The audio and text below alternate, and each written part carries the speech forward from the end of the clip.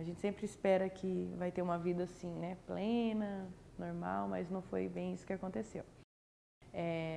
A minha mãe separou do meu pai, eu era bem pequena ainda, eu já nasci e eles já tinham se separado já. E aí ela foi morar no fundo da casa da minha avó. E passou 1 ano, 2 anos. Quando eu tinha 5 anos, a minha mãe conheceu um rapaz. Ela já era divorciada do meu pai e tal.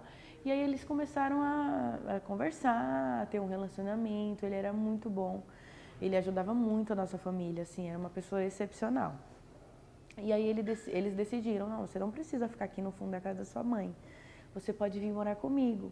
E aí minha vida começou a ser bem diferente, assim, acontecia algumas coisas diferentes do normal. E aí com 5 anos eu comecei a sofrer abuso sexual. E para mim foi uma época assim bem complicada, porque parecia que todas as famílias estavam vivendo normal, feliz, e eu estava passando por aqueles problemas e calada. Então cada vez que acontecia os abusos, normalmente era à noite, minha mãe trabalhava no período noturno, no hospital, ela era enfermeira. Enquanto acontecia aquilo, eu ficava desesperada. E sabe quando você não sabe, você olha para um lado, você olha para o outro, e você não sabe, você não tem ajuda nenhuma. Eu não podia contar isso para minha mãe, porque primeiro minha mãe não ia acreditar em mim, e segundo porque eu não queria destruir a vida dela. E aí tem o meu irmão, né, que nasceu também nesse relacionamento deles dois, nasceu o meu irmão. Meu irmãozinho então tinha um bebê dentro de casa, e então a responsabilidade estava para mim. Eu não posso deixar nada acontecer com esse menino, é meu irmão, eu não posso deixar. Então, enquanto acontecia a prática dele, o abuso dele, enquanto eu estava lá na cama, eu olhava para o teto, assim, é nítido, isso é muito nítido na minha cabeça. Eu olhava para o teto e eu falava assim, eu não sei para quem eu falava, mas eu falava. Não audível, né, na minha mente. Quando que isso vai passar? Eu não aguento mais. Eu sempre falava isso, eu não aguento mais. Eu quero ter uma vida normal. E aí eu sempre ouvia no meu ouvido assim, ó, nítido, vai passar. Espera um pouquinho.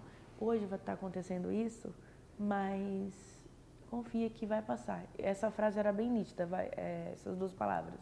Vai passar. E aí eu fui levando, passou 1 ano, 2, como eu falei, 8 anos se passaram e eu sempre ouvi essa voz.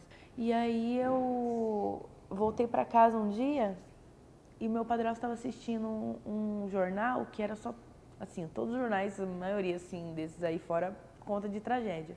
Só que tinha um específico que era muita tragédia, muita tragédia.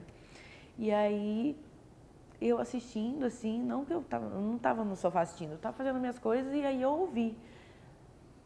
Caso foi preso hoje de manhã, um caso de pedofilia de não sei o quê, e essa família sofreu tantos anos, a menina tinha, desde os 3 anos de idade, era abusada pelo seu padrasto, e começou a falar, e assim, e aí eu na hora fui juntando as coisas, eu não sabia que, tipo, aquilo era crime, eu nasci, uma criança, eu nasci com aquilo, então não tinha como eu falar o que era certo e o que era errado, né?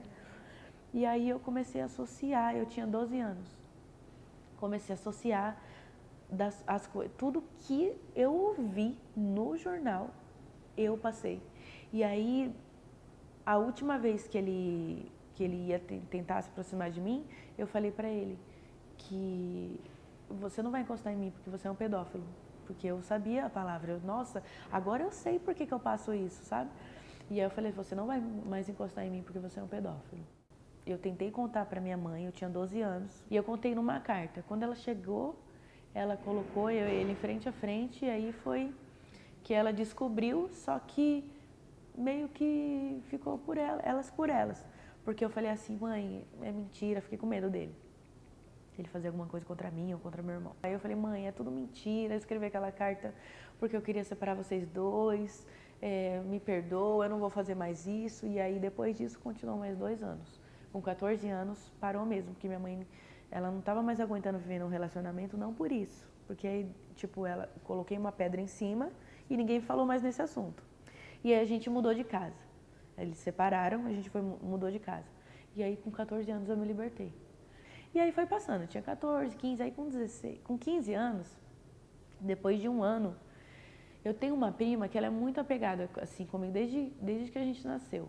A gente tem as idades aproximadas. E aí eu, adolescente, contando os segredos que todo adolescente tem, e todo adolescente conta as coisas crachadas, não conta com 9 horas. E aí contei pra ela, tava contando tudo que aconteceu, cada detalhinho, cada jeito, cada ferramenta que meu padrasto usava, cada cena, tudo eu contei. E aí a minha mãe tava atrás da porta, ela foi abrir, e aí não abriu, viu que a gente tava conversando, e eu viu tudinho. Aí ela passou mal, foi pro hospital, ela começou a ter problema cardíaco depois disso. E aí depois que passou tudo isso, né, foi um processo de esquecimento, né, de perdão, é uma coisa assim. E aí eu comecei, com 16 anos eu conheci Jesus verdadeiramente, tive estudo bíblico, conheci a Bíblia. Então eu comecei a descobrir, conhecendo Jesus, eu descobri que a voz que eu ouvia no passado era a voz de Jesus. E isso mexeu comigo assim, fantasticamente. Eu ouço essa voz até hoje, para qualquer tipo de problema que eu tenho, eu ouço essa voz.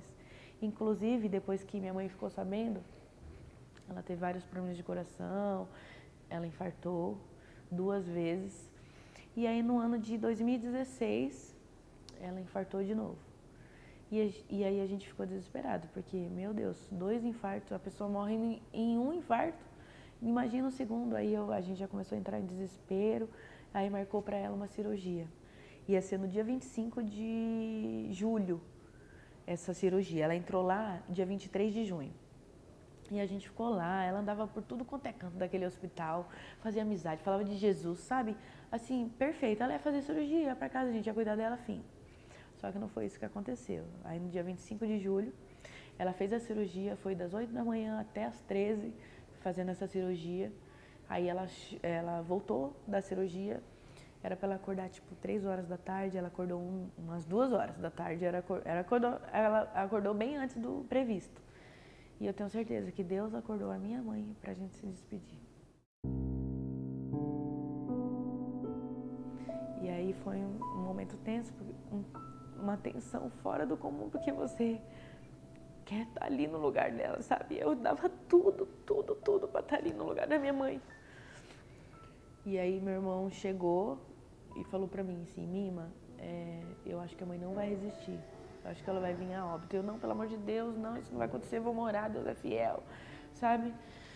E aí passou, eles deixaram por causa do meu irmão, que meu irmão interviu lá, pediu, né? Aí eles deixaram eu entrar. E aí a minha mãe já tava em coma induzido, tava assim, muito branca. E aí eu peguei na mão dela, conversei várias coisas com ela. Nem sabia se ela estava ouvindo ou não. Mas foi muito assim, foi um momento muito tenso da minha vida, muito tenso mesmo. O médico avisou que eles tinham feito de tudo, que o rim dela parou do nada, que ela não estava mais reagindo a nada, nem com o coma induzido. E aí, ela continua induzida ao coma, né? Que eles dormem, né? E aí, ela tá dormindo até hoje. Aí, no dia 26 de julho de 2016, minha mãe morreu. E aí, foi um negócio assim que até hoje eu não vou saber explicar. O que eu passei na minha infância nunca vai se comparar ao sofrimento que foi perder minha mãe. Essa sensação é como se alguém arrancasse o seu coração fora e nunca mais te devolvesse. Esse sofrimento foi o pior da minha vida. Então, assim, eu não sei o que Deus tem pra mim, sabe? Eu tô nessa caminhada cristã, eu tô tentando aprender que Deus é fiel. A gente querendo as coisas, pedindo as coisas pra Ele, e Deus é fiel mesmo tirando as coisas da gente também. Viver um luto não é fácil. Não é fácil. Você tem que... é dia após dia, sabe? Você tem que vencer um gigante todo dia. Pular aquele obstáculo todo dia. Só que a gente tem que entender que Deus é Deus, independente se aconteceu uma desgraça na sua vida ou não. durante essa caminhada cristã, eu venho aprendendo que Deus cuida da gente em qualquer momento da nossa vida. Seja lá o seu sofrimento pouco ou não seja o sofrimento tanto assim igual o meu, porque às vezes as pessoas olham e falam, nossa, eu não vou nem mais chorar pelo meu problema, porque olha ela, entendeu? Mas cada um sabe onde o calo aperta, né? Deus, ele se preocupa por cada sofrimento que a gente passa e ele ouve todas as nossas orações.